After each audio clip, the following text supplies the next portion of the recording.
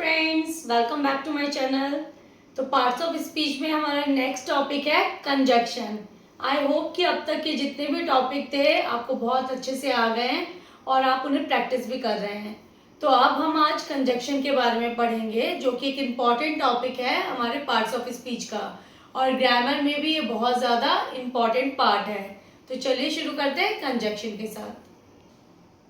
तो फ्रेंड्स, सबसे पहले शुरू करते हैं हम कंजक्शन की डेफिनेशन के साथ। कंजक्शन की डेफिनेशन देखिए क्या है। A conjunction is a word that connects word, phrases और clauses, creating smoother and more meaningful sentences. अभी देखिए कंजक्शन क्या, कंजक्शन मतलब कंजंक्शन, कंजक्ट करना, किसी भी चीजों को ज्वाइन करना, चाहे वो ज्वाइनिंग वर्ड्स की हो, चाहे वो ज्वाइनिंग फ्रेजेस की हो या फिर क्लॉजेस की हो। इन सबको बहुत ही स्मूथली जब वो कनेक्ट करता है और एक मीनिंगफुल सेंटेंस बनाता है कंजक्शन। ठीक है, जैसे कि कोई भी वर्ड्स हो, कोई भी एक्स वाई जेड, जैसे आप बोल रहे हैं Ram is going to market and Siya is going to market. अभी दोनों ही मार्केट जा रहे हैं तो हम क्या लिखेंगे, Ram and Siya going to market. तो हम एंड कंजक्शन से उसे जोड़ रहे हैं। तो जब भी हम कंजक्शन से किसी भी दो क्लॉजेस, फ्रेजेस या सेंटेंसेस किसी को भी जोड़ते हैं तो वो एक मीनिंगफुल सेंटेंस बनाना चाहिए। ठीक है, डिफरेंटली सेंसलेस सा सेंटेंस नहीं बनना चाहिए। ठीक है, तो हम इसको कुछ एग्जांपल के थ्रू देखते हैं। जैसे he likes Apple and grapes, यहाँ हमने एंड कंजक्शन से इसे ज्वाइन किया है। अभी देखिए ही, ये हमारा सब्जेक्ट है, दो सेंटेंस है हमारे पास, he likes apples, he likes grapes। तो हमने इन दोनों को and से ज्वाइन कर दिया है, he likes apples and grapes। उसके बाद क्या है हमारे पास, I will call you after finish work। पहला सेंटेंस है I will call you, और दूसरा क्या है, I finish my work। तो मेरा काम खत्म होने के बाद मैं तुम्हें कॉल करूंगी। तो इसको जोड़ने के लिए कंजक्शन हमने यूज किया है after. Then you can have either the cake or the ice cream। अभी देखिए इसमें भी हमारे पास दो सेंटेंस है, you can have cake, और नेक्स्ट सेंटेंस हमारे पास है you can have ice cream। यानी आपको आइसक्रीम और केक में से कोई भी एक चीज मिलेगी।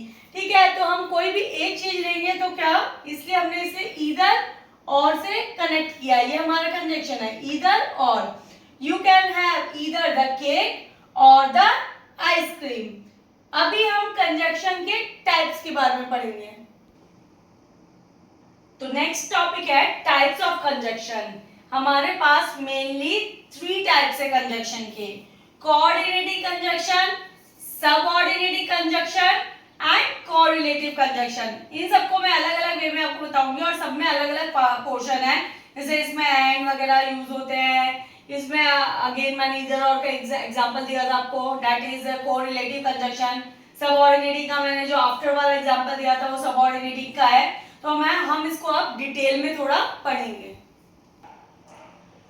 तो सबसे पहला जो है टाइप वो है coordinating conjunction. Coordinating conjunction connects words, phrases और clauses of equal grammatical rank और इंपॉर्टेंस। तो क्या होता है ये देखिए, कोऑर्डिनेटिंग कंजक्शन क्या करता है, वो उन वर्ड्स, फ्रेजेस और क्लॉजेस को ज्वाइन करने का काम करता है जिनकी इक्वल ग्रामेटिकल रैंकिंग होती है। यानी दोनों ही सेंटेंस आपको इंपॉर्टेंट वैल्यूज के लगेंगे, इंपॉर्टेंट ग्रामेटिकल रैंकिंग के लगेंगे। दोनों ही सेंटेंस जो है उनमें से कोई भी आपको ऐसा नहीं लगेगा कि जो एक दूसरे पे डिपेंडेंट है। सबऑर्डिनेटिंग कुछ भी आपको नहीं दिखेगा। सेंटेंसेस बहुत तरह के होते हैं, कभी कभी एक सेंटेंस जो होता है उसमें मेन क्लॉज और सबऑर्डिनेट क्लॉज दो होते हैं। इसमें आपको ऐसा कोई भी प्रिंसिपल क्लॉज और सबऑर्डिनेट क्लॉज नहीं मिलेगा। इसमें आपको क्या मिलेगा कि दोनों सेंटेंस जो है इक्वल इंपॉर्टेंस के ही मिलेंगे। जैसे पहला है आपके पास, देखिए हम इसमें क्या आपको इंपॉर्टेंट फीचर देखने को मिलता है। पहला, कनेक्ट इक्वल एलिमेंट्स। दूसरा क्या है आपके पास, that is create compound structure. और नेक्स्ट है जॉइन आइडियाज, ये आइडियाज को ज्वाइन करता है। इसमें हमारे पास कौन कौन से कंजक्शन हम कोऑर्डिनेटिंग कंजक्शन में यूज करते हैं, फैन बॉयज, फैन बॉयज मतलब एफ, जिसका मतलब है फॉर।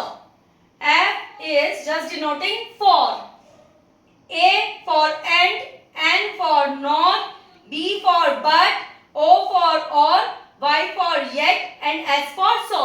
हम इसके बारे में भी आप डिटेल में पढ़ेंगे। सो नेक्स्ट है हमारे पास correlative conjunction. A correlative conjunction is a two-part joining word or phrases that connects two equally important parts of a sentence. अब correlative conjunction क्या होते हैं? देखिए, पहले वाला जो था वो coordinating था। coordinating में क्या करा था? Two equal important जो भी पार्ट थे सेंटेंस के, जो ग्रामेटिकली इंपॉर्टेंट सकते थे, उनको कनेक्ट करा था। ये भी वैसे ही करता है, पर उसमें सिंगल वर्ड से। मैंने फैन बॉयज बताया था आपको, for, and, nor, so, but और ये, पर इसमें क्या है? Two, that is the two part joining word. Two part मतलब कोई भी दो पार्ट होंगे इसमें, जैसे ईदर और, neither nor, not only but also. ऐसे दो पार्ट होंगे जो सेंटेंस को अलग अलग पोर्शन पे ज्वाइन करेंगे। ठीक है, तो सबसे इंपॉर्टेंट क्या बात है इसमें? सबसे पहला तो है इक्वल वैल्यूज, यानी दोनों क्लॉजेस जो होंगे वो इक्वल वैल्यूज के होंगे। दूसरी क्या इंपॉर्टेंट बात है? Parallel structure. इसमें एक पैरेलल स्ट्रक्चर चलेगा। ठीक है, यानी कि दोनों सेंटेंस में आपको पैरेलल स्ट्रक्चर देखने को मिलेगा। नेक्स्ट है रिलेशनशिप। रिलेशनशिप मतलब दोनों को रिलेशन से बताएगा कि या तो ये दोनों संग में जा रहे हैं, या फिर ये एक जाएगा और एक नहीं जाएगा, या फिर क्या है, आपको ऐसा हुआ तो इसके डिपेंड होकर ऐसा हो गया। ऐसे सेंटेंस में आपको पार्ट देखने को मिलेंगे। तो मेन एग्जांपल क्या है इसके? देखिए, ईदर और, दो पार्ट आपको मिलेंगे, ईदर और। ईदर अगर पहले आएगा, फिर सेंटेंस के अलग पार्ट में और जुड़ेगा। दोनों एक संग नहीं आएंगे, पर दोनों ही एक सिंगल कंजक्शन का काम करेंगे सेंटेंस के लिए।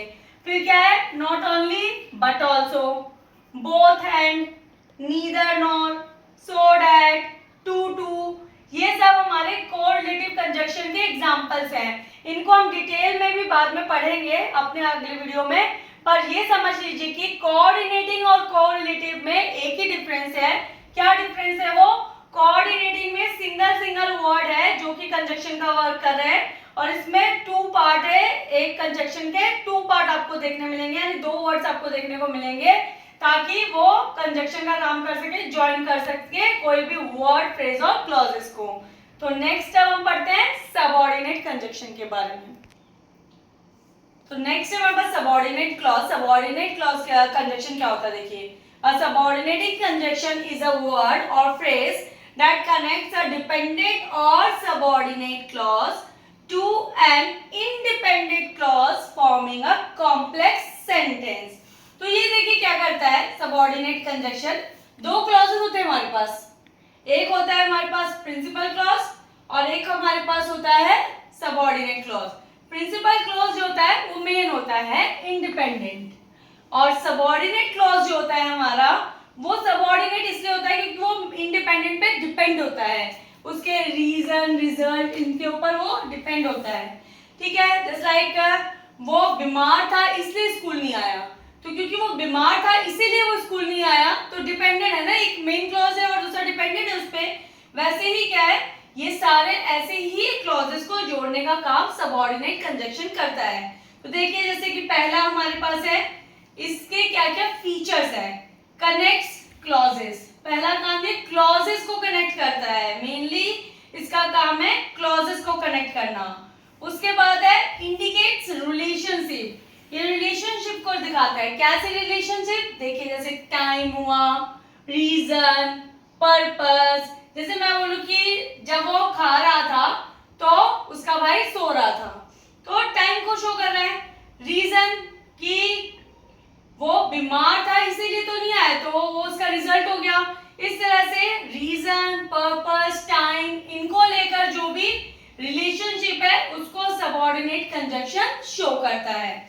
तो हम इसमें कौन कौन से कंजक्शन यूज करते हैं? जैसे कि because, although, when, before, after, as soon as, even, though, ठीक है। इवन दो ये सारे हम क्या करते हैं, सबऑर्डिनेट कंजक्शन में ही इनको यूज करते हैं दो क्लॉजेस को जोड़ने के लिए। सो फ्रेंड्स, आई होप कि आपको अभी कंजक्शन और उसके जो टाइप्स मैंने बताए वो समझ में आए।